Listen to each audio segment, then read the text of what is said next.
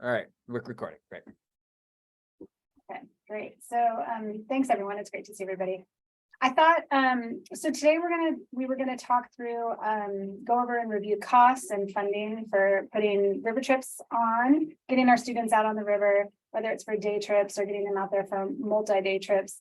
And the outline for today was that I was going to start with just a very brief 10-minute kind of overview of some of collective ideas, both in terms of what people said in the survey that you filled out before coming here. So thank you for doing that, as well as some of our experiences for those of us who, about half of us here do lead trips on the river, and the other half are interested in leading trips. So what we'd really like to do today is have a discussion and spend most of our time discussing and sharing ideas. And I'll sort of talk through how we're going to do that. One thing I thought really quick, versus going through and having everybody introduce themselves individually, which can sometimes take a lot of time, I thought we could take a minute or two and everybody just put your name and affiliation in the chat.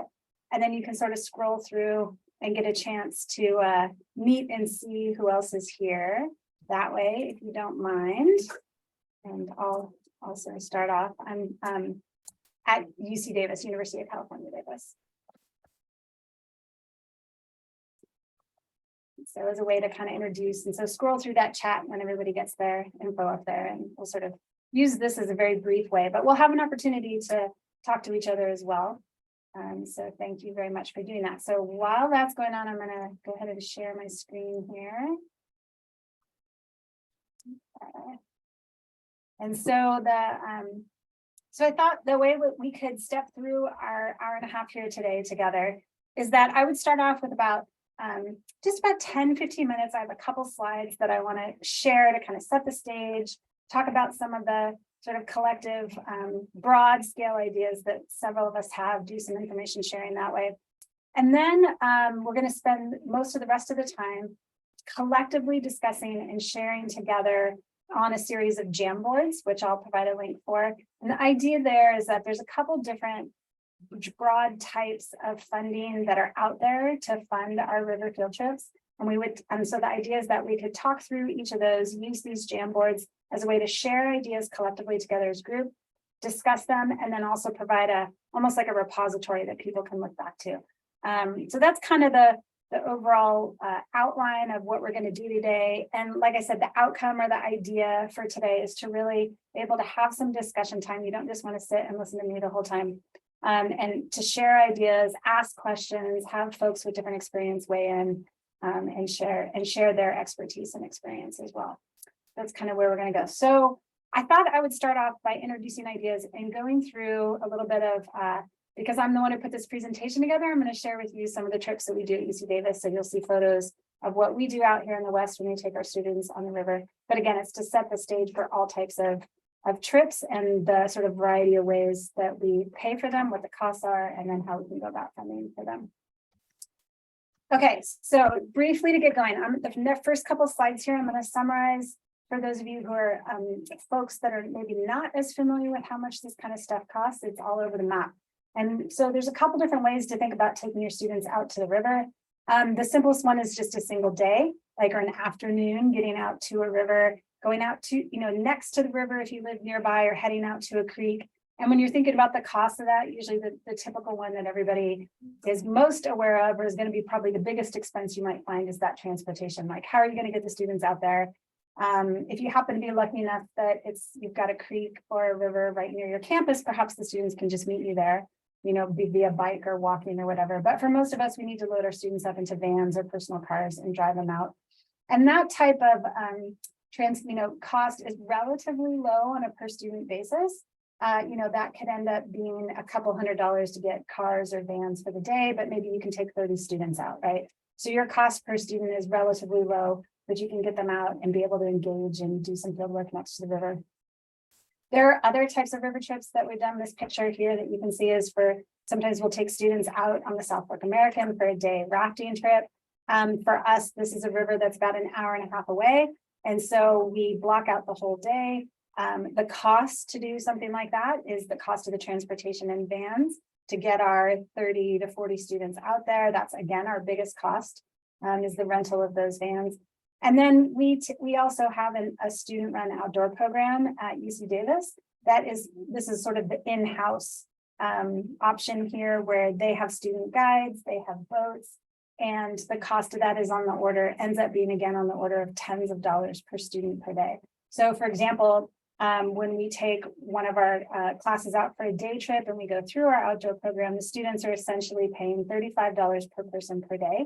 And that includes the cost of their transportation, the boats, the student guides, all of that collectively together. And that's in contrast to an outfitter. For example, if we were to hire a commercial company or take the students with a commercial company, that might be on the order of like $100 to $120 a student per day for that day trip. You could also, if you had, instructors that were guides, you might be able to rent the gear. And this probably falls somewhere in the middle. So these dollar signs really here on the chart are reflecting this idea of tens of dollars, per student per day. Renting boat gear ends up making it a little bit more expensive, maybe in the $50 to $75 per student per day kind of a cost versus the outfitter. So just to give a sense, if you're thinking about haven't done this before, what are the costs for getting the students out there? These are the types of ranges that I think most of us face in terms of getting out on a single day trip. Okay, oops. So multi-day trips can be a little bit more. These are great. These are pictures from UC Davis students out on the San Juan this year, which we did in June, and then out on the Yampa a couple of years ago. And there's sort of three different modes for doing these multi-day trips where you're taking your students down either via raft or canoe or along those lines. And again, they're going to vary in costs. In the survey that folks filled out, several people who've done these types of trips kind of threw in their costs, which was great to read about. So typically the multi-day trips with in-house outdoor programs where you've got your gear, instructor-led, student-led, those are going to be in the ballpark of about $100 to $150 per student per day. So if you have a week trip and they're out there for 7 or 8 days, this ends up being a per student cost of, anywhere from roughly $750 to $1,000 or a little bit more per student. Again, the highest cost, a lot of the bulk of that cost is coming for transportation. If you're not near one of these rivers, if you have a multi-day river closer to you, of course, that can reduce the cost. But for example, if us in California going out to Colorado, that's basically a 2-day drive trip. So that was a huge part of our cost in our trip this year. Plus the food, the rafting gear, whether it's rental or coming through a program, and sometimes permits go into that. You can hire outfitters as well to basically run a commercial trip for you. These costs end up going up quite a bit. They end up being more on the order of about twice. So maybe $200 per person per day, up to $250 per person per day. So if you're thinking about, a total of, okay, I've got, let's say, a relatively small class. In our case, we tend to take 12 to 15 students at a time on these multi-day trips. Our San Juan class this year, we went for 8 days on the river, transportation and vans to get out there. We had 13 students, and the total cost for our trip for everybody was about $14,000 to $15,000 for the total for that trip. Okay, so that's just a sort of rough overview. There's things you can do to kind of decrease that per student cost, trying to be more cost efficient, think about your food, those types of things. But in the ballpark, across those, in looking at what people responded to on the survey, that $100 to $150 per person per day, whether it's rafts or camping along the river, seems to be about the average that many of us are paying when we take our students out. The other big cost that is important to think about is not just the cost of the trip itself and getting your students there, but making sure that the students have the gear that they need, right? Not everybody's an outdoor person, maybe, who has their own tent and sleeping bag and pad and rain gear and sun gear. And so these are pictures from our Yampa trip where we got absolutely dumped on, right? It's crucial that when we do these multi-day trips, the students are comfortable and that they're appropriately equipped. Do they have adequate rain gear? Do they have good tents? It's hot? Does everybody have big brim hats and appropriate lightweight clothing? And so it's really important that we make sure we're providing these detailed gear lists and then thinking about different ways to help the students make sure that they have the personal gear that they have. A couple of examples that have come up in some of our discussions, and we can talk about this again when we get later on in our discussion, is some universities and programs like at NAU will provide a gear locker where they have funds that get donated or equipment that gets donated, and the students can check that gear out. There's some maintenance, of course, involved in organization there that the university has to do. Other groups, for example, one of the programs I worked with a couple of years ago, they just included student gear costs in their funding when they applied for NSF money. And each student basically just got a $300 check to go buy what they needed. And then they were able to keep that equipment after this field trip so that they could then continue to do outdoor stuff. So there's a bunch of variety of ways to also help think about funding students, but it's not just the cost of the trip, but we also need to be mindful of supporting our students and making sure that they have the gear that they need to. Okay, so those are the kind of really quick, brief overview of the types of costs that are out there for running these types of trips that we as instructors need to think about. And so we're going to spend the rest of the time sort of sharing ideas and asking questions about how do we help come up with paying for these trips, right? In general, when we were talking and looking at the responses here from the survey, there's sort of four rough categories or types of funding sources that most folks look to do. These are having the students pay in some form, which is either through tuition or course fees, or having the students go out and do their own fundraising even to pay for themselves to go on the trip. There's applying for grants and proposals like NSF or EPA Education Outdoors and that type of thing, and environmental education programs to help pay for these trips. And we'll talk through these in more detail here shortly. Getting donations from alumni or foundations, or having the university and departments pay. About half the folks that filled out the application said about half of you said that your students are paying, right? That students are paying either by school fees or the students are paying by an extra charge.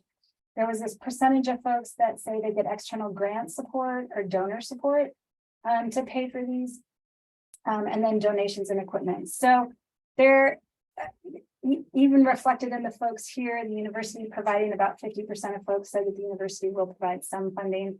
So what we'd like to do is go through and talk through each of these types of funding sources in a little bit more detail and share ideas and hear from each other and use the Jamboards, which I'll do in just a minute. These other symbols are up here and icons and stuff, because I just wanted, as a way to start the conversation at UC Davis, over the years, we have our longest river field course we have is called Ecogeomorphology. It's been running for 20 years. And in order to keep that course running for 20 years, we have literally done every single one of these types of funding sources to keep our courses going. So we do have students pay a portion of the fee. They will often join up and do fundraising in order to cover the cost of their fees. We solicit grants and submit proposals and apply for grants on a regular basis. NSF has funded maybe 4 or 5 of the years, partially of the 20 years. We are really, really heavily reliant on private donors, and I'm happy to share some of our strategies, and I'd love to hear other people's strategies for donors.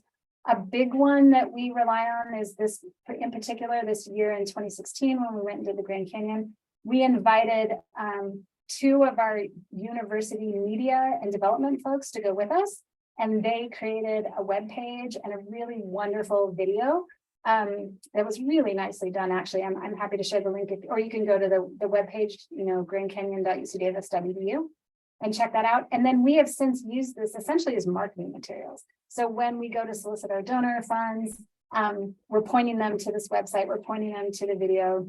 In fact, I was telling James that just last week, I was in front of our college dean's advisory council with 2 students talking about the EcoGeo field program. And basically, we sort of explain what we did, and then you get out of the way and let the students, give their take. And of course they do. It's just really wonderful to hear their experiences, how transformative it was for them.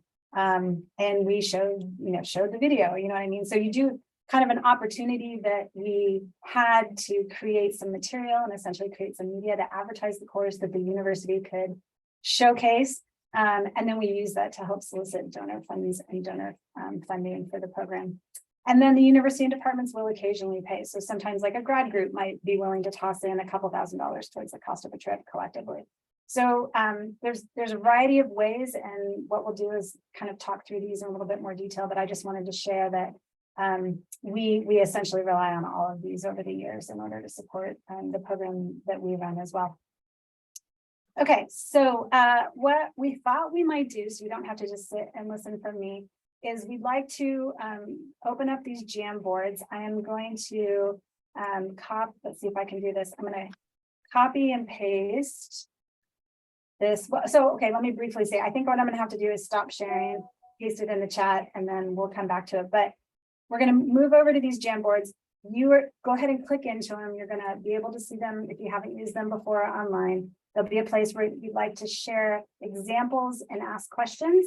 Have a couple minutes for everybody to do that, and then we'll talk through each board as we move through and sort of allow opportunity for exchange and sharing. And then also as a reminder from James and all of us, don't forget, if you are not a current scholar in 2022 and you're interested in being one for 2023, the deadline is October 17th. So through that in. Okay, I'm going to stop sharing. I'm going to copy this link and I'll paste it in the chat really quick here. Sorry, give me a second. I have to move screens around.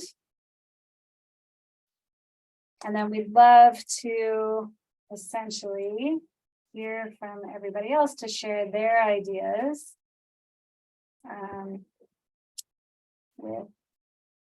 with everybody, and we can sort of all help talk through as we go here. Oh, okay.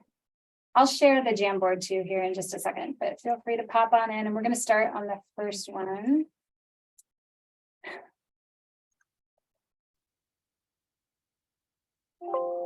Okay. Sarah, can you give an example of putting a comment on a Jamboard for those who haven't maybe used one? Yes. Hold on a second. Let me just, if I share my screen here. Okay. Oh, I lost all of the people. Where did y'all go? Do you see the Jamboard? Mm-hmm. Okay, hold on a second. Somehow though, I lost my Zoom. You're still here. I know I can hear you, but I can't see any of you. Where'd you go? Sometimes my computer, I apologize.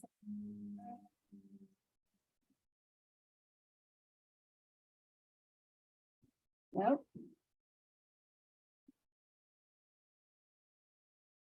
Maybe it's not important that I've lost the screen that has both the chat and pictures of you all. I can't see anybody's faces. Well, maybe that is not important at the moment.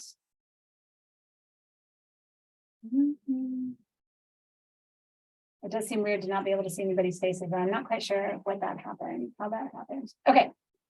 Well,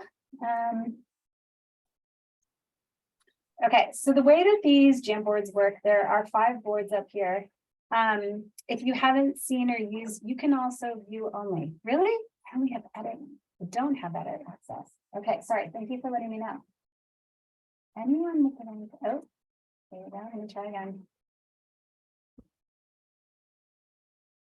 Okay, same link. Hopefully, can you try now, please? Should be the same link. Now it has edit access. Do you have edit access now? Okay, awesome. Perfect. Okay, so if you haven't used these before, you can just click on the over here. Can you see my cursor? Uh-huh. Okay. Yeah, so over here, this would be a sticky note. You would just click on this, and then a sticky note would pop up for you on your screen, and you can just type right into the sticky note whatever you might want to add. So under the idea of grants, these yellow sticky notes would be examples of the types of grants that are out there that maybe you're aware of or you would like to share with others.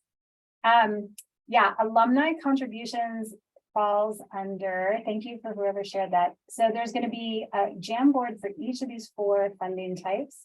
So I'm going to click forward. We've got grants on this board, private donors, which would be alumni, and not something that you've necessarily filled out a grant application for per se, but different types of private donors. We've got university and departments paying and ideas for how to what the types of ways that universities have paid. A couple examples are up here, and then also student fees and how students have collectively fundraised. the pink stickies on each board are questions. Some of these came from the survey that you all filled out. And I thought, we were thinking that maybe one way to help facilitate this discussion is to start with thinking about the grants. And is anybody aware and what types of programs that are out there that you might be aware of that you may have applied for? Where there's an actual go fill out an application, you have to write a proposal, you're really trying to make the case, and then they'll fund you with a grant initiative to be able to support environmental education. If you have questions you would like to ask, or like for example, somebody asked about whether some grants were more competitive than others. Let's also place those over under the question side. You can make them pink, or you can just put them over on that side. You can place them wherever you'd like to go. And then I thought we could sort of have a group open discussion about these and collectively first talking about grants and proposals, and then we'll move on to the other ones and kind of work our way through as an idea. So I'm just going to wait a couple minutes. I wish I could figure out what happened to the video pictures of all of you. Equity grant program. That sounds like a good one. And then we'll go through and share and I'll basically open up the board for discussion here. So I'll give it a couple minutes for folks to think about. And feel free to post up on any of the boards, but we'll work through probably one board at a time and give ourselves a good, 10 to 15 minutes on each board to allow time for discussion. Let's see if I can find.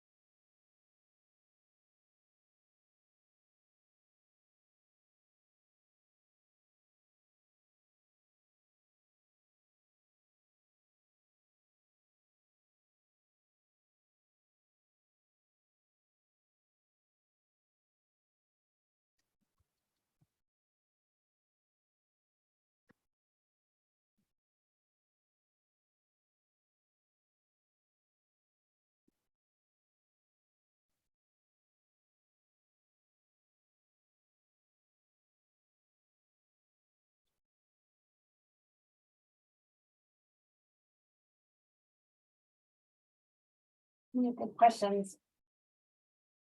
I'm sorry that I can't see everybody's video. I might stop screen sharing for a moment and retry. Now I can see it.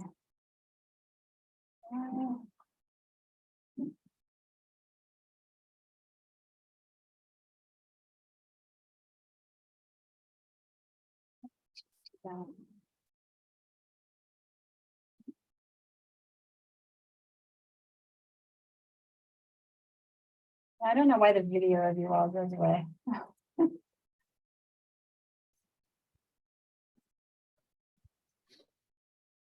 Jambo won't let me post the entire link. Okay, thanks, Allison. Was it too? I wonder if it was too much text in the sticky.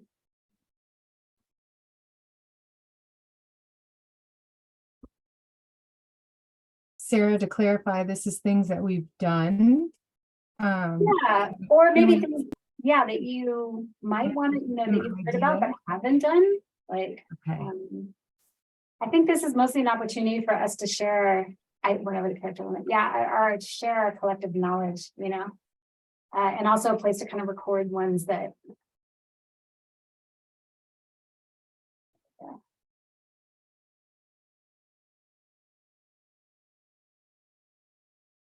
Does the screen capture record the chat too? It'd be best if we could put the link in the Jamboard, actually.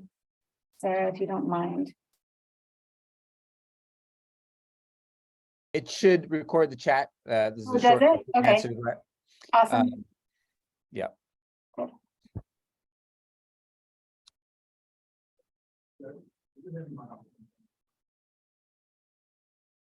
Okay, how are we doing? Do we want to start moving through? Sure. Okay. So Let's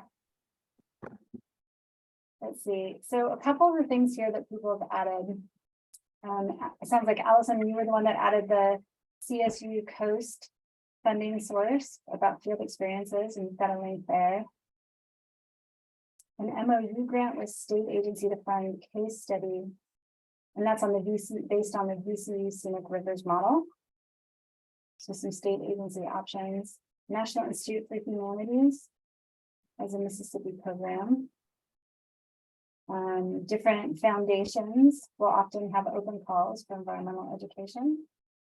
We know NSF and EPA do, they're a heavy lift. So going back to this question of grants are more competitive and or a harder lift, I would say NSF is always kind of a bit of a bear. National Geographic Explorer. Colorado has an outdoor equity grant program. NEEF grants. Public lands focused. What's NEEF stand for? Whoever put that one up there?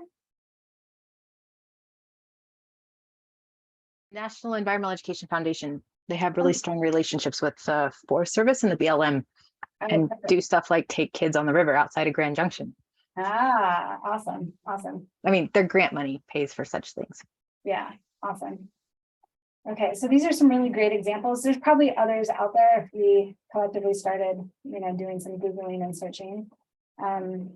This is great. And then some questions, maybe we can open it up to some of the questions. So are some of the grants more competitive than others? Probably. Some are definitely a heavier lift than others. NSF is always kind of a bear. I don't know if anybody else wants to weigh in on that particular question.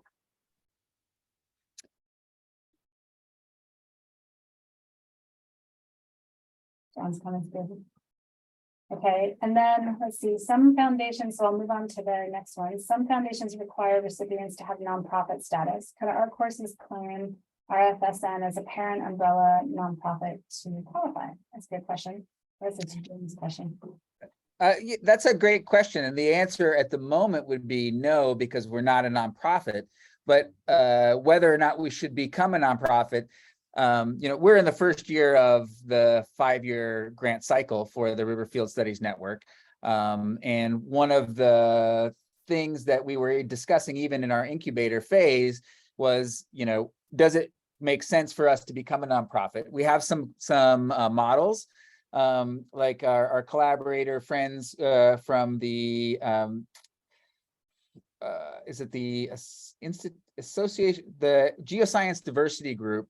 I forget their acronym, IEGD, that does the lift kits, the technology for increasing accessibility to field sciences. So they're as an organization not unlike us that went nonprofit, and so that's something that we could think about. So one of the things that maybe we'll circle back to at the end of these Jamboard brainstorms is, what is the role of the network? So, are there things that the network could be doing to sort of facilitate all of these things that might be getting on the page here? And that's an example of one of them. Maybe, for example, if the network had the nonprofit status, and if we develop a series of sort of best practice models for safety as well as education, and people were working with us to develop courses, then that might be there might be a possibility. So that's a great idea.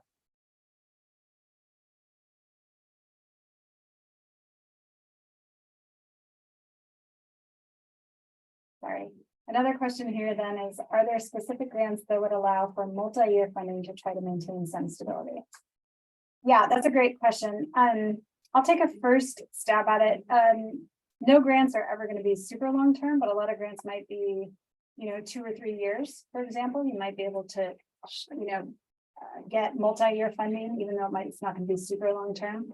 And a lot of times that can be enough to get a program up and going and develop some of those relationships, maybe get some of that type of media going that you can then use to sort of as a jumping board or springboard off into other types of funding that we can talk about. And we've definitely done that. We sort of need some money to get going, and then we're sort of looking for a diversity of funding sources to come into play over time. And we'll talk more about this idea of maintaining stability. I don't know if others want to weigh in. I think that I hesitated to put it in the grants category. I guess it technically is a grant, the MOU with the state agency. And I think this might be a good example. It is a grant, but it's really almost more of a relationship with the state agency that administers the Scenic Rivers program in Virginia. And essentially the model here is it's an underfunded program at the state level. And so we were able to kind of make a cost saving argument to the state that we would embed that as a case based sort of like a cure, like a course embedded research project or case study project, where they would get to pick what focal river we would do it on each year that we teach the class. And in exchange, they would give us some amount of money to support that. And it worked out to be a good relationship with us because the state doesn't have, for example, an outdoor rec program with boats and safety training and all of that kind of stuff, or student person power to actually go out and do the field assessments. We have all of those things and students that are eager to be sort of mentored in, you know, an example of a policy that's being implemented. And so we get $10K a year from the state to run that program. And that's enough to support all of the field components of that class. So, and I guess the reason I brought it up here is because it's in principle, I hope this will never end as long as it's a state budget line item now. Ah, that's pretty sweet. Okay, and that's kind of related to this idea of relying on grant funding inhibiting long-term stability, does it? I would say yes and no. Kind of, sort of, I guess, James, your answer kind of addressed that as well.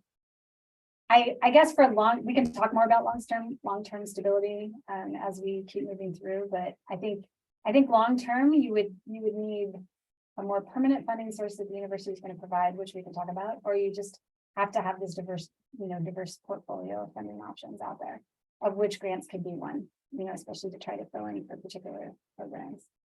Anybody else want to add? Yeah.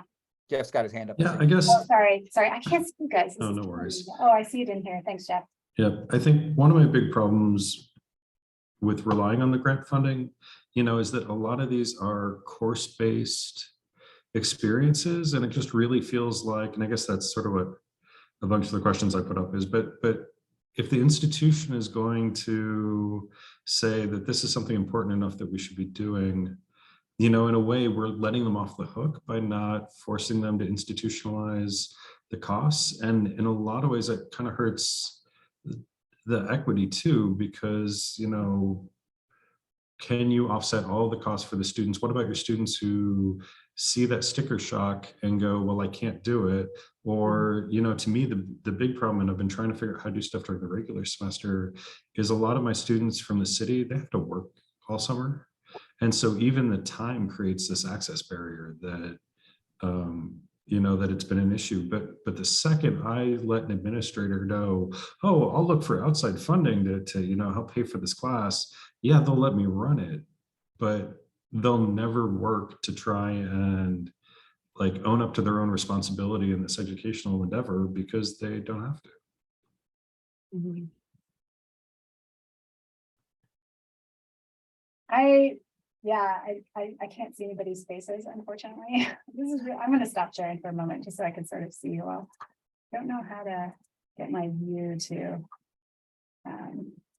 go on here, but I think it's a really good point. I don't know if others want to weigh in.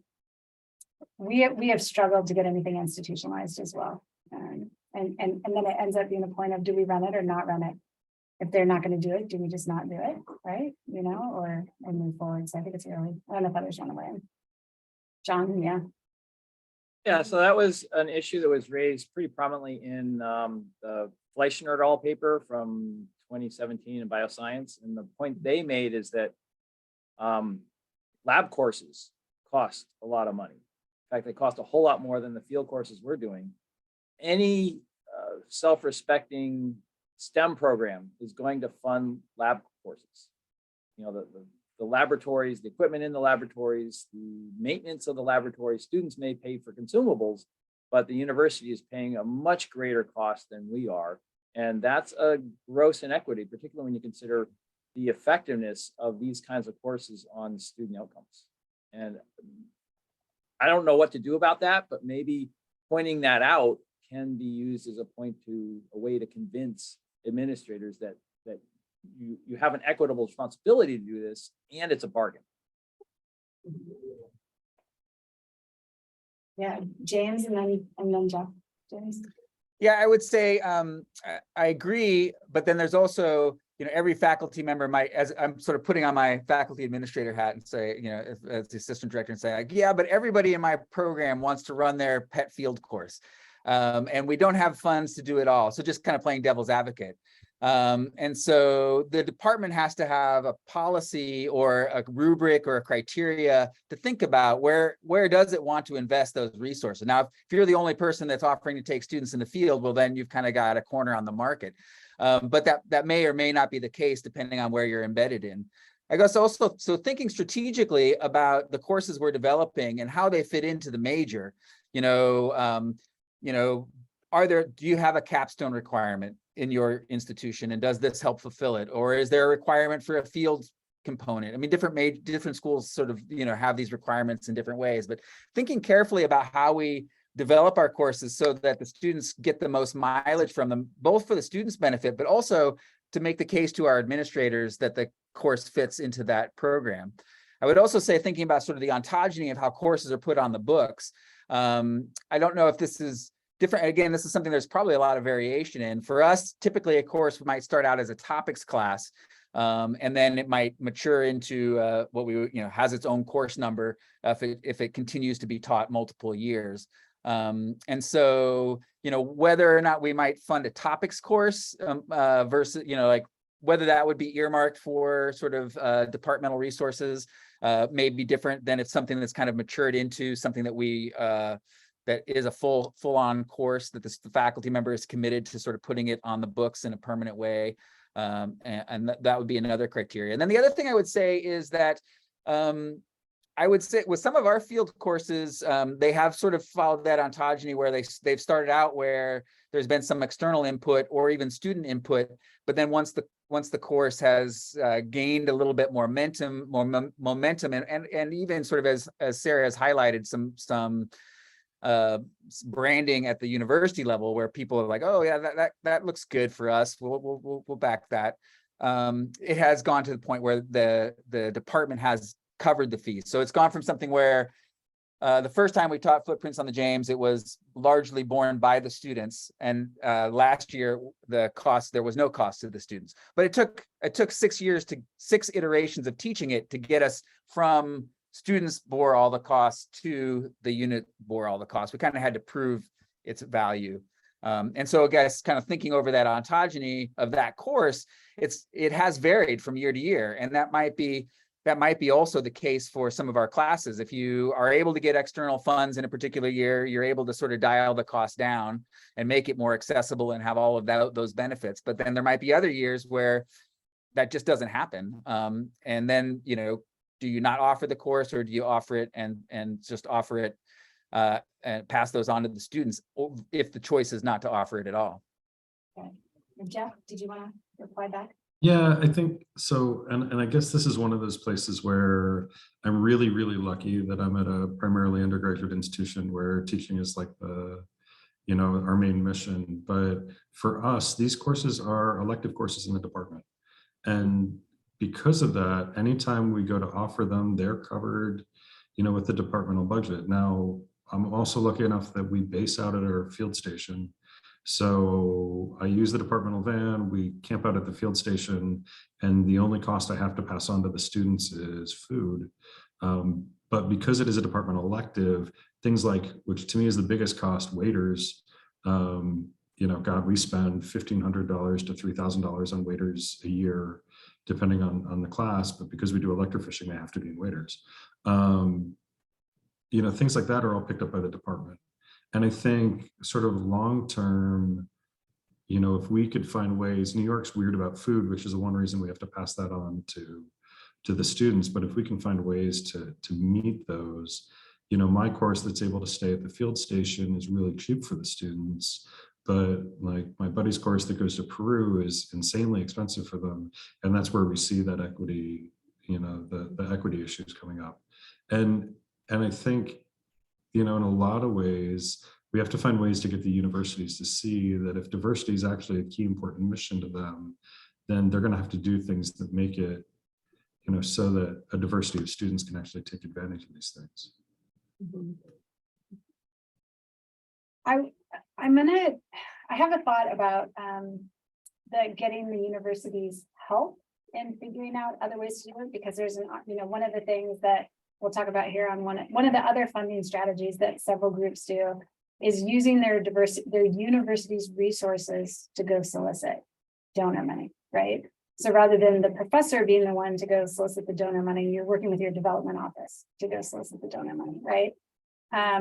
And so let's come to that. I want to move on to the next board, but that could be one strategy, Jeff, to like that, you know, we can help our universities figure out how to be more equitable without them necessarily having to pay. There might be some strategies there that some folks here have tried. Okay, so thanks for that. I'm gonna move on to the next Jamboard here, which is this idea of private donors, which kind of maybe Jeff, your tie-in is a good one here. So same thing, please feel free to throw up suggestions or ideas, examples of how you've been successful in reaching out to donors or how you've worked with your university, any questions you might have. I'll give it a minute or two here for folks to kind of think about that. And then we can talk a little bit more. So this would be different than fundraising? So I guess this could be a type of fundraising, you know, maybe students could be reaching out. I was viewing this as who are the big foundations that like, for example, what we do is we just were like, the university was like, we'll give you like maybe $1,000 or $2,000 towards your course. And we're like, that's not going to cover it. We need 15. So who might I want to go look for? What groups out there are interested in funding students and interested in funding environmental education? And so like, for example, I'm the one who put the water agency up here. LA Met went with us. They were like, oh, you're teaching your students about the Colorado River and you're training your students on that water management. Like, yeah, we want to hire your students. We'll give you money towards that course. And they have. They've actually been not consistent, not every year, but you know, they've sort of, you know, thrown out something like 15 or 20K, you know, towards the course for a couple of years, that kind of a thing. You know, so if you can get a couple folks like that, and we have used this sort of, once you get the course up and going and you can get some media going, like, you know, a video or, you know, your students talking, really the students do a better job than even we do, right? Talking about this.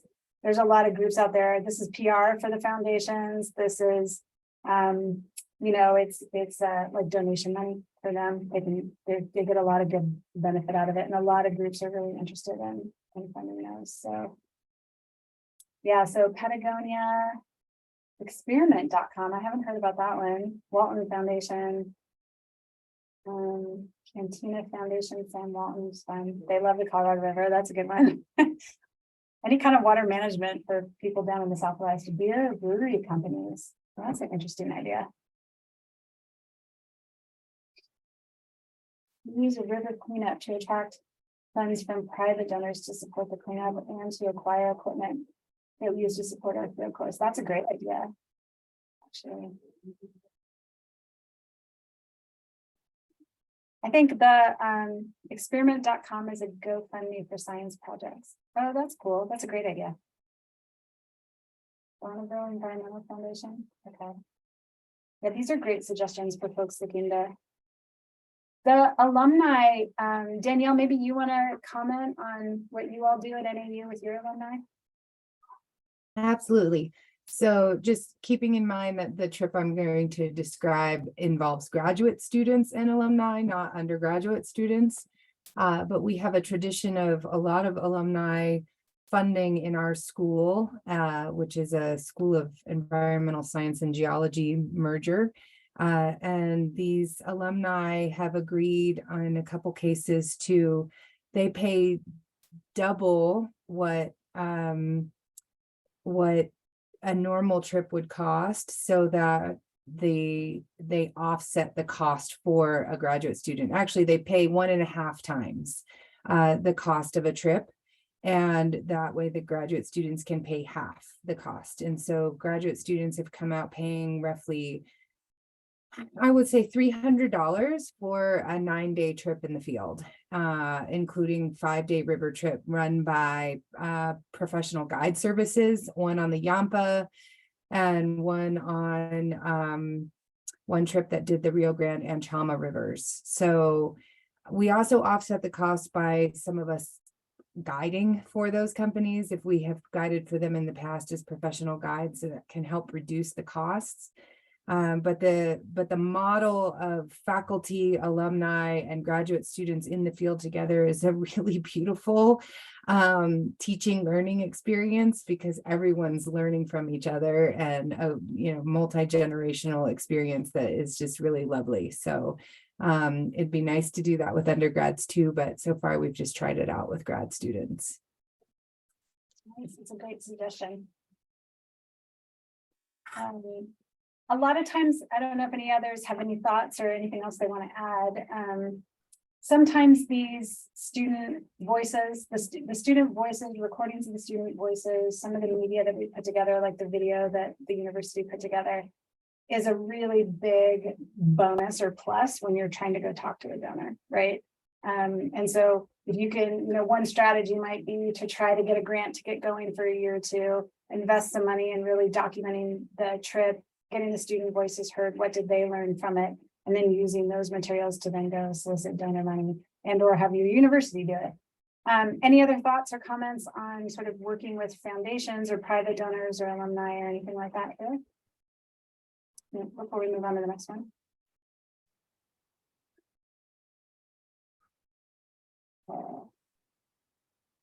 So this idea of the university and departments paying, I think what's been interesting for me is to hear how many universities are willing. Like Jeff, it sounds like you guys do get some funding. I feel like we're constantly battling for funding, and if we get it, it's like $1,000. It's a little bit, maybe covers one van.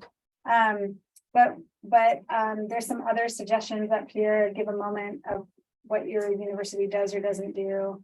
And then, yeah, any questions you might have about how to get your university perhaps to for example, one of the questions is already up here is donor long-term funding and support for the university. We could have a conversation about that too.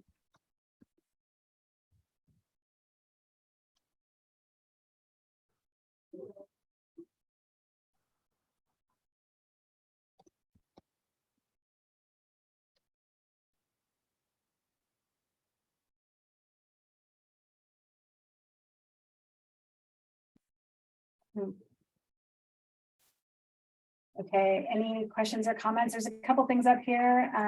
Some of the departments will do it as part of their lab costs or course costs.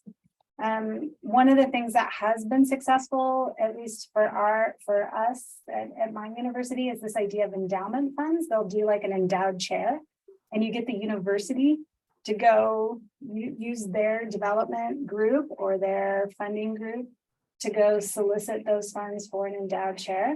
And then once you get, so 2 different departments have these endowed chairs specifically for field courses. And then the idea is you get donations that go into a pot that's managed by the university, and the interest off of those long-term endowment, it pays for the courses on a regular basis. And that's been a great long-term strategy. Our long-term EcoGeo class has been partially offset by endowed chairs for field funds. I think the one in particular that I'm thinking of sometimes only has maybe $5,000 a year, but that could be enough to really, when you combine it with some grant funding or other student costs, is enough to keep it running. So that's a strategy of getting the university to come in and help us get funding. Could you present the idea to advancement and ask them to solicit support? Is your advancement the same thing as development? Sorry about that, Sarah. I was responding to Jeff's comment. Oh, totally. Yep. It pops up. Yep. No worries. So I'll go to some of the stickies here. It's just a regular department offering, so it's covered in the department budget like any other course for equipment. Food and housing are extra. So then the students would pay, you'd be looking for funding to pay for that. We have tried and struggled to frame our field trips as recruitment and retention programs. This has had mixed success depending on the whims of the administrative regimes. I don't know if anybody, whoever posted that wants to add to that comment or not. That was me. Yeah, that was how we have a heads and beds issue at our very small liberal arts-ish undergraduate institution. And we have tried to encourage the administrators to see our relatively expensive field experiences as part of a broader effort to get students interested in coming to our school, and then the kind of social networks that form during these trips to keep them here. It kind of depends on who's driving the ship, whether that gets by it. Interesting.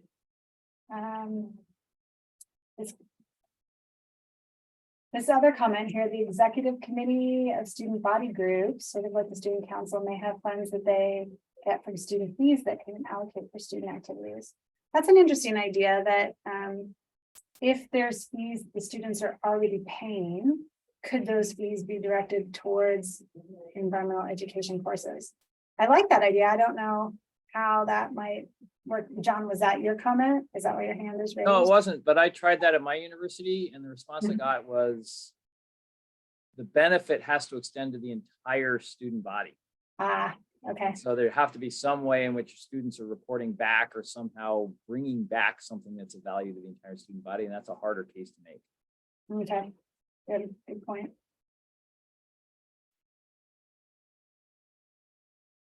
Student outdoor club has tents that students can borrow. Yeah, that's another good avenue for getting gear to the students, right? Is different clubs on campus or different departments sharing equipment. Kind of going back to that idea of the equipment locker. We also use the lab cost model. Any other comments or questions or issues or successes in getting your university on board with helping you? That you'd like to share that might be helpful for others?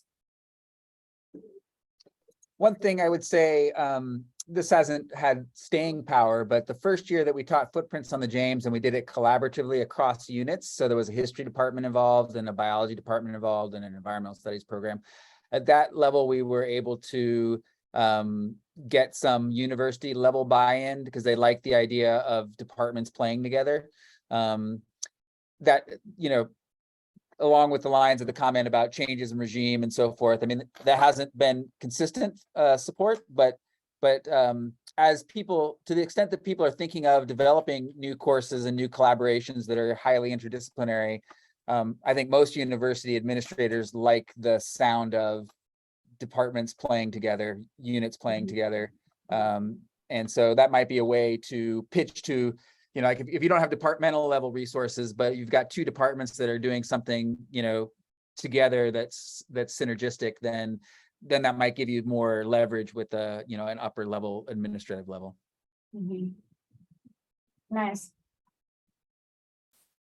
Allison, I didn't know if you would mind expanding. We have a comment here, Cal Poly Humboldt's graduation initiative paid tuition for your climate course, but you didn't know about that until 2 months before the course, so we couldn't advertise the reduced fee.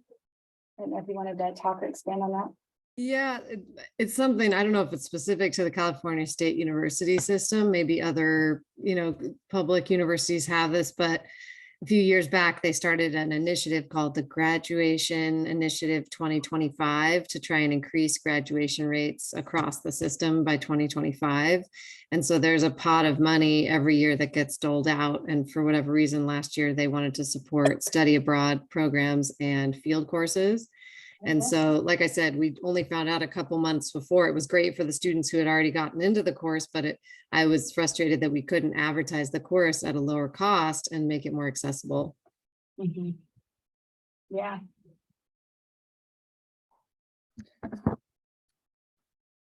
I'm curious how many of you are from, like, so I was trying to get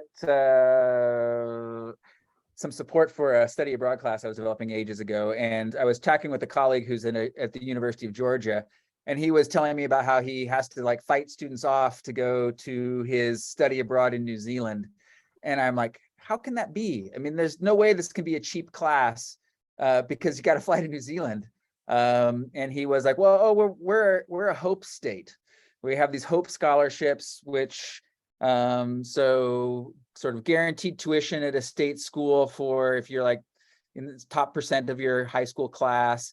And so then he was saying that because these students weren't paying for tuition, they had lots and lots of interest in their study abroad programs because, you know, you're not taking out giant student loans to pay for your base tuition. You know, the idea of taking out a student loan to sort of do a semester abroad, you know, is only going to land you in so much debt compared to, you know, if you had to pay for college. I'm curious, is anybody here from a state that has a similar program where there's that sort of, you know, kind of fight the brain drain kind of a funding model where they're trying to keep, you know, the best and the brightest from area high schools going to college in state, like the Hope Scholarship in Georgia? Arizona just passed new legislation that any household, any student from a household whose income is below $65,000 can go to an AU for free. And yeah, it's a huge thing for our school and for our state. And it's an issue because we have very low college enrollment and graduation rates here compared to other states. And I'm pretty sure Tennessee, we must not have someone here from Tennessee who can to verify this, but I feel like there are a couple of other states in the Southeast that also have similar programs. I think Tennessee is also one.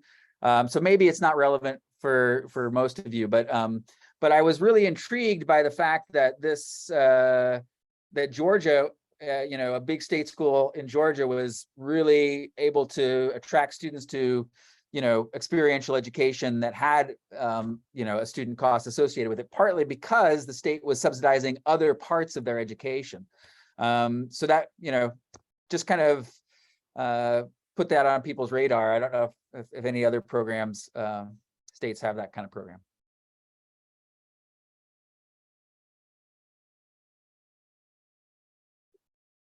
Couple questions that, if it's okay to move on, since James, if nobody's off or not. What can we learn from the semester program, folks? How they are funded? Is this semester, like whoever posted that, is this the semester abroad or semester field study program that you're specifically asking about?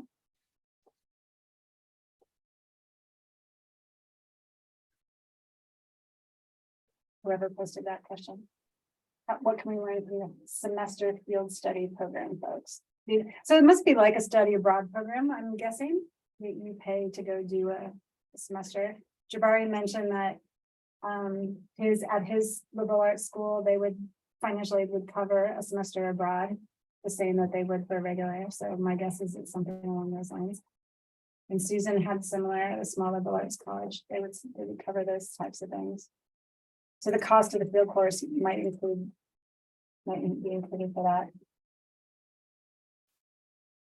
Somebody posted another question here too. The program for Native Indigenous folks to get free college in Colorado, perhaps elsewhere too. How could these students and their funding be included? If you, one question I would have would be, is it an advantage to have the course paid for by financial aid and the university?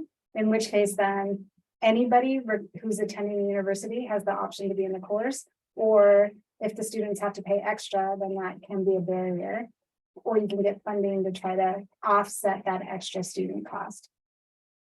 So yeah, Jeff, I don't know if you wanted to weigh in. Okay. Yeah, so it turns out we actually found out about this because we had been misusing it, but it turns out there's a trick with when you offer the course and how long the trip is, where if a trip can be offered and concluded within 2 weeks of the end of a semester, that counts as part of the semester. And so what one of our faculty did for a while was they would offer their classes a spring semester class, and then the day after finals, they would leave and go on the trip, except that they were going for 3 weeks. And so it turned out that they made us stop doing it, but it allowed the students to, if your trip is short enough, it allowed the students to use financial aid because it was a regular semester class. I mean, it's still financial aid, they still have to pay it back. So we can talk about whether that's really an equity issue, but whether that's fixed or anything, but by offering it during the regular semesters, it was much easier for students to use aid to cover things like it. Whereas for my class, the biggest thing for the students really is 4 credits of summer tuition when they don't have financial aid. And so, depending on how long the trip is and how you work it in, there are ways to actually pull the classes in during a regular semester. And then I guess it was a while ago because it was NABS and not freshwater science, but I was at a NABS meeting at one point where there was somebody talking about how they created, I think it was 3 5-week field courses, and students would take all of them during the semester so that they effectively only had 1 class at a time. And that way all of the field experiences could be during the regular semester and covered by tuition and be regular classes. But it also then allowed the faculty to mess with their teaching loads where, because they were offering this 4-credit class in a 5-week period, then effectively they all got like 5 weeks off every semester, which I thought was fantastic, but I don't think I could ever get my dean to go for it. But, so there is that option too. Great suggestions. Thanks for sharing. Okay, I'm going to move us on to the last one, which is this idea of having the students pay, which maybe goes a little bit to this equity. Is it better for the students to be able to just pay it as part of their course fees, have it be incorporated into their financial aid, or is it people sort of seem all over the map, but whether it's a student tuition, whether it's a direct course fee that can be included into the financial aid package as a course fee, whether it's extra and they have to actually pay for it out of pocket, whether they can go fundraise their fees and be able to pay for it that way. And then someone else put in here, we rely on a course-specific lab fee, $300 per student for a 5-day float trip that has about $1,000 ticket price commercially. And we want to be able to offer scholarships, but don't have the funds to support that. So sort of, and then a question over here, should students pay nothing so that there's no barriers, or should they have some skin in the game? That's actually a good question too, which sort of all of this lends to this idea about how do we be as diverse and equitable as possible with our students and trying to reduce barriers so everybody who wants to be involved can be involved. But if you don't pay anything, maybe they flake at the last minute. Yeah, but Luke, I see your hands up. With the skin in the game, we're seeing that at least with our river cleanup, we're starting to move towards a more skin in the game policy because we have people who volunteer or say they're going to come not show up, and so we're trying to figure out, put them on the hook for their insurance through the canoe, I can't remember, American boating. So we do some kind of insurance like that. And I think the same is true for the float trip, is that students realize that they're in on it. I do think there is some value to that. I think they might take it a little more seriously, but we're starting to think about that even in our volunteer river cleanup. We're just going to offer students $20 back on their lab fees as a way to clarify that they have skin in the game. So it's kind of, I guess maybe that's a confusing point, but I do think skin in the game is worth it, at least to contemplate. Thanks. Yeah, Jeff. I guess to me, I don't care if they don't have money in the game because it's a course, and so the grade is sort of their skin in the game part of it. And I guess I would say with my field courses, I've never had a problem with having students not be interested. On campus classes with like day trips out, sure, but when it's like a field-based course, first of all, the only ones who ever sign up for it are the ones who are diehard anyway, because the idea of being stuck outside for 16 straight days is enough to drive off some of the other students. Mm-hmm. Yeah, I agree with you. It's the day trips. The day trips you organize, you retain, you're like, okay, I'm planning for 35 students. I've got vans. I've paid for vans for 35 students, and 15 or 20 show up because it was a Saturday and they slept in. And if it's optional and it's not part of their grade, that flake factor goes way up is kind of what we found. And so I think, so maybe skin in the game doesn't have to be financial, skin in the game with a grade, hey, it's required. If you miss out, it just means you can get a lower grade. That might be a way too sort of ensure. Yeah, Jeff. I suppose it's not really anything that anyone has control over, but I know part of it may then be the funding model for how you pay for vehicles. So we only get charged for mileage. I mean, it's absurd. We're paying like $1 a mile at this point, which when our faculty want to take kids to the Adirondacks really is lousy. But so at least if we have enough students go that we don't need a van, it at least doesn't cost us anything. But that's only if we get them through the college. If we have to go and get enterprise vans or something, you know, then yeah, we too are stuck with the cost. Yeah, James. So with the skin in the game, you know, kind of building that that sense of ownership or belonging or wanting, you know, identity with the class, you know, the fundraising component of that can be so like with the fundraiser, we've done a fundraiser where the students host a wild and scenic film festival at a brewery. It creates some money that we can then apply towards bringing the course fees down. And so that has that financial benefit. But one of the other benefits that it has is they feel like they've put some effort into getting, you know, making this happen. And so they feel ownership in a sense of that. One of the challenges with doing that is like, just sort of what's the timeline look like for that? I mean, it's one thing if it's like a study abroad class that you've like forecasting like 1.5 years in advance and you're a liberal arts college and you've got the same student body and so forth. You know, whereas like big state school, you know, we got a lot of student turnover and so forth. It's, you know, not necessarily, but when we do it in combination, so we're a River Studies and Leadership Certificate School. So we're in collaboration with the River Management Society. And so, you know, we're offering this certificate program through them. And so we have students that are in that program that are pursuing the certificate. And we normally do the film, you know, when we've done the film fundraiser, we've done it in conjunction with the certificate program. And then the students then can apply that. They kind of, there's essentially whatever's in the kitty, you know, a certificate student can essentially propose to draw from the bank, and they can use that for fulfilling their professional certificate, or sorry, their professional experience. So if they want to go to a meeting and present something to fulfill the certificate requirements or what have you, they can do it that way. But they can also use it towards classes that would help fulfill elements of the certificate. So, you know, so the certificate, you got to have a GIS class, you have to have a river safety class, which sometimes they have to go outside of the university, not for us, but some cases you have to sort of pay $200 to get a Swiftwater class. And so they could draw out for that reason. Or they can apply it towards a field course that has course fees. So the structure of the certificate program, the River certificate program, allows us kind of some loosey-goosiness. So we can apply that to different students in different ways. And so some students can benefit from that by using it to go on a field class, and others might do it in a different way. But it kind of allows us to be more flexible with sort of the timeline, but also still kind of have that building sort of student camaraderie around rivers, broadly speaking. So that's, you know, been a model that's worked for us at least some years.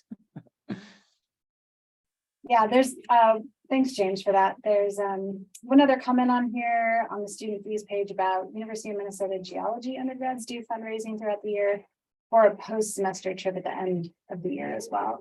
And that sounds like maybe, I'm not sure who posted that, if that's really associated with a course per se, or if it's more of an opportunity to engage in a short, like almost like a field short course. I'm not sure who posted that, but also that idea of sort of actively having the students help out with the fundraising. Okay. Okie doke. Let's see. So the last one I had, as we're almost out of time here, was just this, the last fifth board there. Is any other ideas that folks had outside? There's a couple suggestions that people put, if you go to the other ideas Jamboard, that people had put into the survey here that I pasted in. About, and a lot of it is just this idea of strategizing. I think a lot of us have found that while it'd be great to get, ideally, I think we want the university to be covering our field courses and being, you know, an active partner in the same way that they cover their lab courses, like John talked about. But sometimes that can be a real challenge, and so we're stuck looking to this diversity of other funding opportunities and sort of having to strategize short-term to long-term, what seems to be the best mode to get programs up and running. So the site, it's like, if anybody is looking, so one comment is that if anybody is looking to try to fund and get going on a field course, within our network, there are people here who are experienced and have done that. And so, please reach out, pair up with somebody. I know several folks would be happy to talk about strategies for a particular program or a particular field course that you have. Some suggestions here to start small and local. So it can be very expensive to pack up and take a whole group of students somewhere, farther away, but starting small and local and staying nearby and sort of having, trying to solicit a little bit of money to get some vans, maybe to take your students out, and then kind of working from there. And kind of building into an outreach into growing a more outdoor field program, scaffolding your way there. It's kind of the way to go. And then here's another, for more sustained is play the media game, right? Like have your students be your advocates, record them, work with your development offices to sort of really create some nice outreach materials that then could be used to solicit donations. If your university is not fully up for supporting the program that you want to do. Do others have ideas and suggestions? At one point, James, you have a hand up, sorry. I guess another thing I would say that there are sort of hubs of capacity. For example, if you're out in the Colorado area, like you're like, there's so many, like between the Flow program at Fort Lewis, the resources at NAU, the resources at Prescott, there's like a bunch of schools kind of out in that Four Corners area that have great outdoor programs with, good credentials and are able to, support their own classes, but also in some instances maybe collaborate or perhaps even support some other field course. VCU supported a 3-day field course for the SFS Emerge program last summer up in Michigan. So one of the things I think as a network we could do is try to identify who are these hubs, who has this capacity. My narrow vision of this is schools that have really strong outdoor rec programs that are well equipped and well staffed. But there might be, that might be a little narrow. And like if you could identify those hubs, then, if you're starting to spin up a class and you're looking for an economic way to do it, maybe one way to do that is to kind of look around your region and say, who could I partner with? I guess the other thing I'd say that we've talked about as a network before is like breaking down barriers to out of state funding. Like we could, like if I could take Sarah's students on my class and vice versa without having to sort of pay, out of state fees, that would be great, because then we could kind of really, it'd be very easy for us to pool our efforts across the country to create, model field courses that we could rotate ourselves in and out of, and, team teach. They would be awesome. But one of the barriers to doing that is that, most universities want, any out-of-state student to pay costs. So like for our courses in Virginia, they basically, everybody pays the same costs. So we do advertise our field courses more broadly, to try to attract enrollment. And we particularly target area minority serving institutions and community colleges to try to recruit in that effort. And that works because it's all in the same state system, but we would love to be able to expand that sort of beyond the state system. And that's been a challenge. But, I have talked to our global ed office about sort of this model for global ed classes. And one of the things that they recommended is, they said, well, why don't you partner with an institution in a host country that has very cheap tuition? And they, so instead of running my class through VCU, run it through my partner school in South Africa. And they would pay tuition in South Africa, which would be, relatively economical compared to what their VCU cost might be. And then that would sort of, help keep the cost down and so forth. I'm like, well, if the university is willing to buy onto that model for a global ed class, I'm like, well, I'm just going to farm my river class around to all of you and see which one of you can offer me the best tuition, and we'll teach it. We'll teach it at your institution. Now, being a little facetious there, but I think that maybe there is some ways to, you know, kind of think creatively across the network and like identify these hubs, identify institutions which are willing to offer out of state. Because, you know, like if I could go to my institution and say, listen, you know what, at UC Davis, they're going to let my students pay in-state costs. And so now, instead of running my class through VCU, I'm going to teach it in the summer when I'm on my own dime, and I'm going to teach it with Sarah. Or maybe you could be a little more reasonable here and so forth. So that might be ways that we could kind of think creatively across the network, and then sort of use that to either better the situation in our own home institution, or, you know, teach collaboratively across the network wherever it's the cheapest for our students.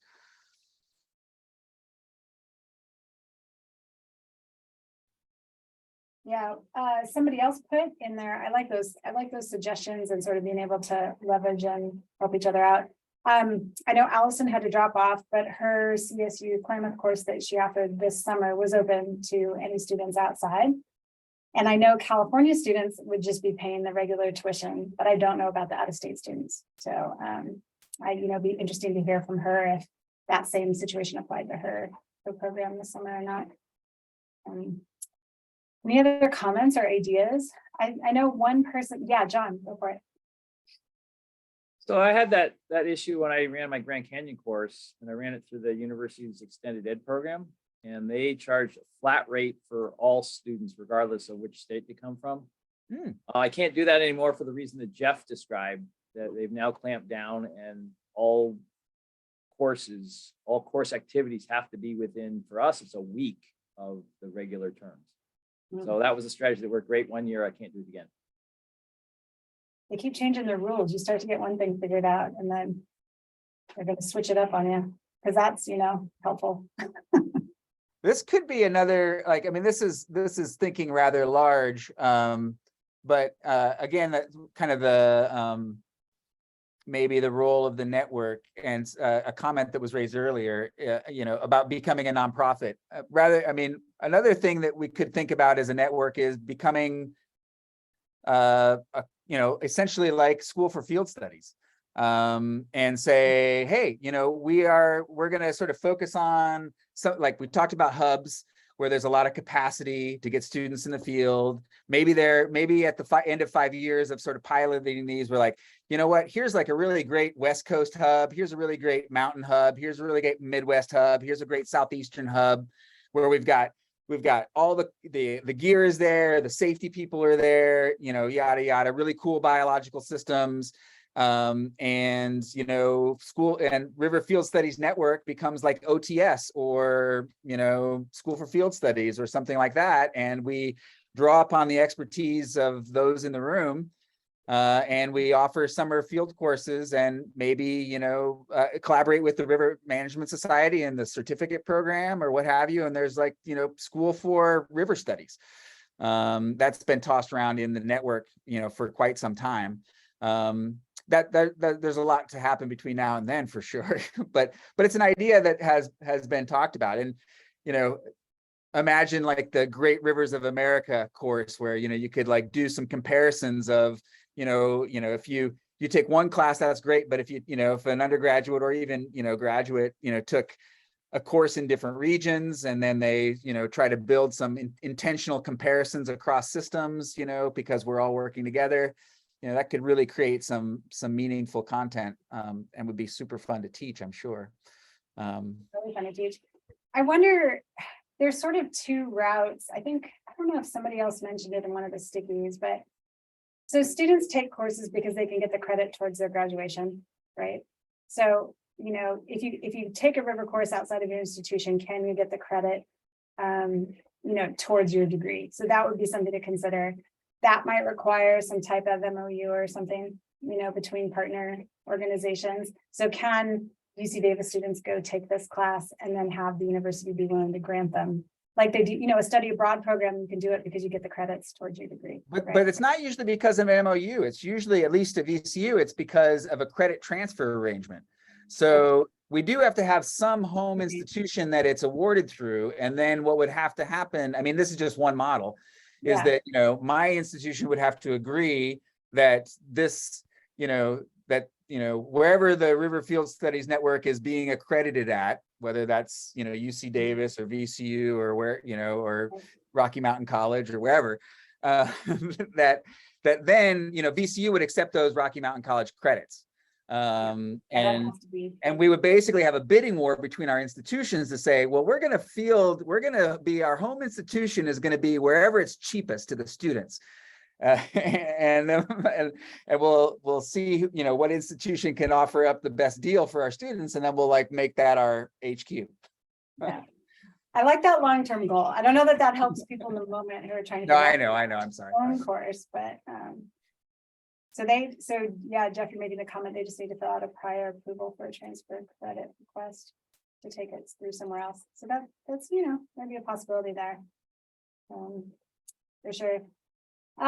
Let's see, so we've only got 5 minutes left and we're done. I think we covered a lot. I really appreciate everybody's insight. Do you have any other ideas that you might want to post up on the Jamboard? Please do. We'll probably, there might be some usefulness here, James, I think, to going through and collating a lot of what we heard and ideas we heard into sort of a suggestions type of document, maybe that could get posted on the website or shared with everybody in the network. That would be really helpful. Mhm. Any other questions, comments? I would just add that I will send, go ahead, sorry. I was gonna say Jamie had his hand up. Yeah, then James. Yeah, I had one question. I was just curious if anyone has done courses with high school students or students not for credit. Just because I could see the tuition cost being substantial. And if it was just operational cost, does anyone do that? Yeah, Jeff, go for it. So when I got hired, we had one on the books. And I haven't been able to offer it in 16 years because they wanted to charge the high school students the same tuition rates that they charge our college students. And yeah, even as a 1 credit class, that was kind of crazy. So the college wants to, you know, at least here, the college wanted to get something out of it to cover with their liability. You know, they've got liability or whatever their excuse was of the week. But yeah, they wouldn't let me run it as a 0 credit or without cost. And so that's really hampered it a lot. I go and I do some outreach at the local high schools. But yeah, it's been a real problem, and I wanted to run it because we used to actually get students into our major from the high schools because of it. But that cost just made it where it wasn't going to work. Well, James, yeah. Just on that same sort of topic, we have worked when we've had a really good collaborator at a high school that was willing to sort of take on the heavy lift. We've done a sort of high school mentored class where we offered a class simultaneously as the high school offered a class for the same semester. So it wasn't a VCU class, it was a high school class. And in this particular anecdote, it was sort of a peer mentoring situation where we were running a freshwater science class for the undergrads at VCU. And they were at times as part of their course doing outreach with the high school students, with the high school teachers there and all that kind of stuff. But it was fun because we have high schools in the neighborhood and we can walk down to our river together. And then be present in the field together, and we can kind of pair up where we have, you know, in the fields, you know, undergrads and high school students working together. And that didn't really cost us anything in our instance because of our landscape. You know, we just kind of walked down to the river together and we're able to do that. So that was fun. We also had one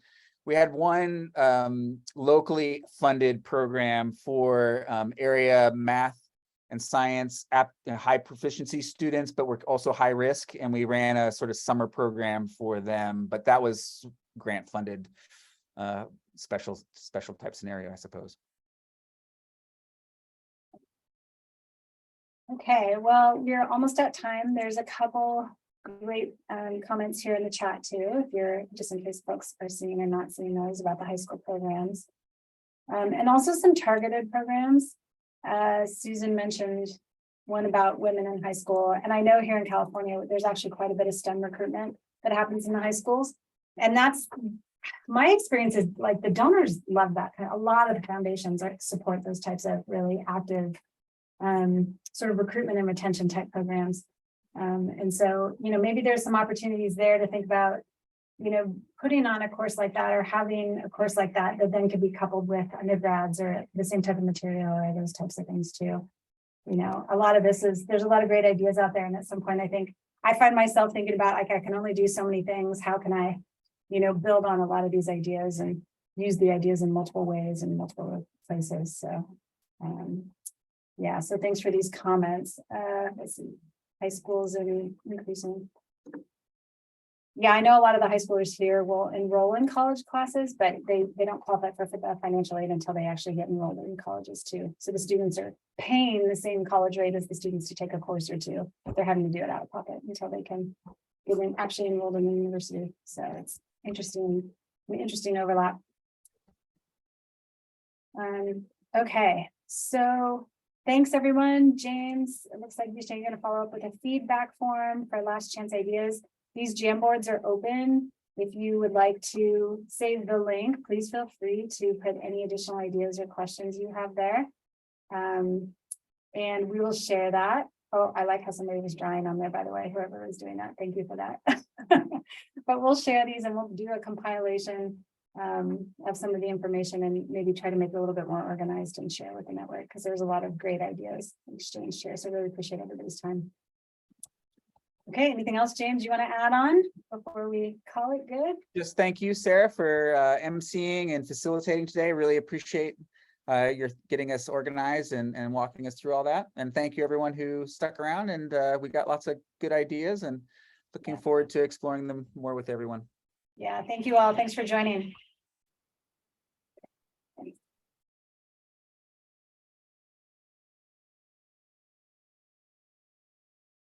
Everybody's drawing on the Jamboard. Doodling in the margins. Totally, I love it. Really, I have to go take a look who's drawing on there. It's on the other ideas. I was like, wait, who's drawing on there? Thanks. Not me. I know, not me. All right. Good. Do you mind doing some? Oh, you're still recording, James. You want to stop? Oh, hang on a second. Yeah.